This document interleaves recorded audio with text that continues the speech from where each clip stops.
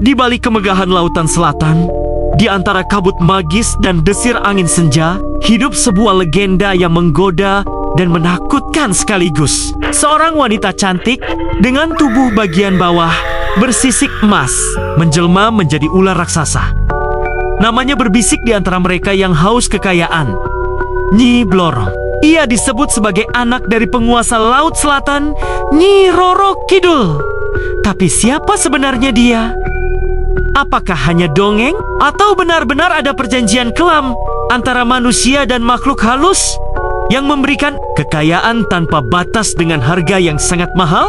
Legenda mengatakan bahwa Nyi Blorong adalah anak dari Nyi Roro Kidul, ratu penguasa Laut Selatan. Ia diberi tugas untuk menebar kekayaan di dunia manusia.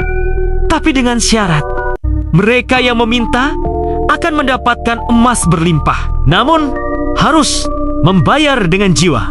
Beberapa versi menyebutkan bahwa Nyi Blorong dulunya adalah putri kerajaan yang jatuh cinta kepada sosok dari alam gaib dan kemudian berubah menjadi makhluk setengah manusia, setengah ular. Ada juga versi yang menyebut dia adalah seorang wanita sakti yang menguasai ilmu pesugihan.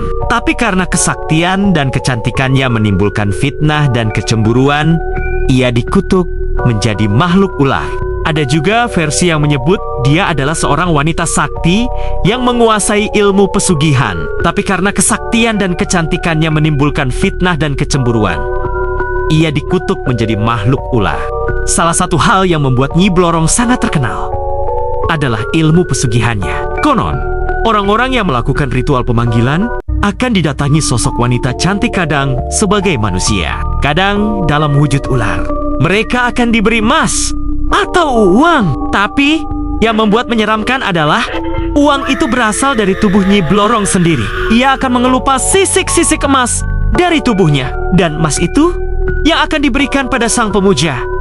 Namun, jangan senang dulu. Setelah ritual selesai, uang itu hanya bisa bertahan selama sang pemuja membayar dengan nyawa manusia terdekatnya, entah anak, istri, atau saudara.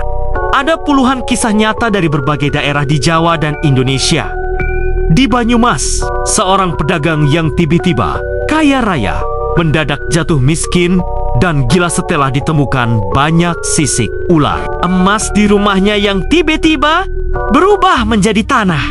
Di Yogyakarta, seorang perempuan mengaku pernah dipinang oleh seseorang dari laut dalam mimpinya. Dan esoknya ia terus-terusan mendapatkan uang misterius di bawah bantal.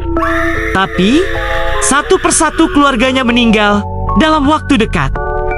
Apakah itu kebetulan atau harga dari perjanjian yang ia buat? Ciri khas rumah pemuja Nyi Blorong seringkali memiliki altar khusus berisi bunga melati, dupa, dan cermin besar.